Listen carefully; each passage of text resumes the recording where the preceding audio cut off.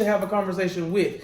Because yes, you can have a conversation with a complete stranger. You can be totally vulnerable with that stranger. But what does that mean when you go back to your everyday life?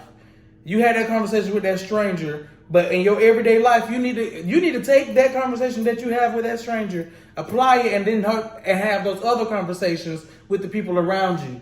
Like, even if we're still talking about this. Like, are we talking about me here? Like, go ahead. We still talking about this. No, because it's just like, if you don't have those conversations with those around you, and the conversation may be with a mother like that or something, and that conversation is you setting the boundary. Yeah, this day forth, what's going to happen, what I will allow, what I won't allow. But that's a conversation that needs to be had. It's not just I feel like men should really communicate and with women more often.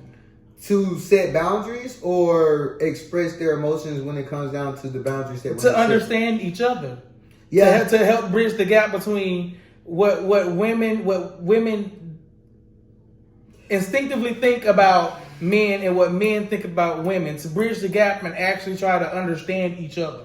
But that's where nobody's gonna actually ever get there, because that's not so. Everybody's their own different person. Everybody is their own individual person. That's why we need to have more of these conversations, so people can see that, hey, not every person thinks the same. Not every person is this idea that I have in my head of them. Like, I've come across this type of man in my life, or I come across this type of woman in my life, and now this is my perception of men and women. But really, that's not the reality of it, because you only know these type of people because that's the only area or room that you allowed yourself to be in.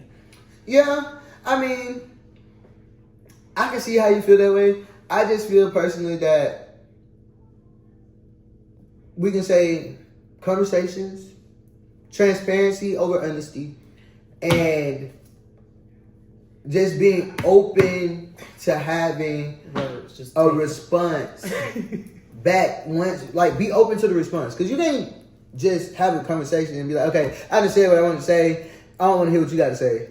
You have to be open to the response, and you have to be open for a response you may not like. You have to be optimistic, and you have to weigh your options. You're not always right. I mean, I know that as a man, I'm not always right. I ain't gonna never really say it for real, but I know I'm not always right. So I can have a wall to bounce ideas off of, but if I am strongly opinionated about something and it's a point, I'm not trying to be right. I'm trying to make my point be understood. I want you to get it from my point of view. Did you see how I got to the stop sign? Did you see that I took a left or right and then got to a stop sign? It sound like you asking to be right without asking. No, I'm not asking to be right. I'm just, you don't have to. You can be wrong and still be understood. Mm-hmm. That's all I'm asking for. No. Yeah. To an extent.